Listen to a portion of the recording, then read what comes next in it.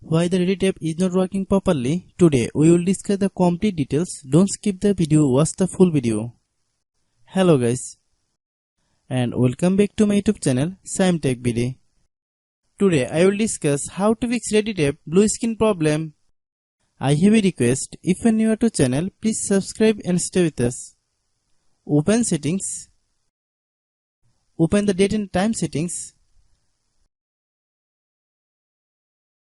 Tap set time automatically to reset time to whatever location you are currently at. Click back. Click about device. Click storage. Then click clean up.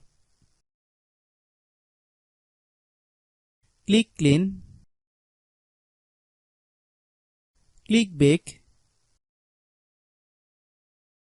Click apps. Click app management. Find Reddit app.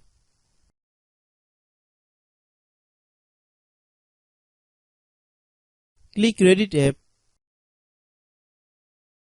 Click storage use. Click clear cache. Then click clear data. If you clear data, you will need to relog into your account. Then click delete. Then open Google Play Store. Then search Reddit app.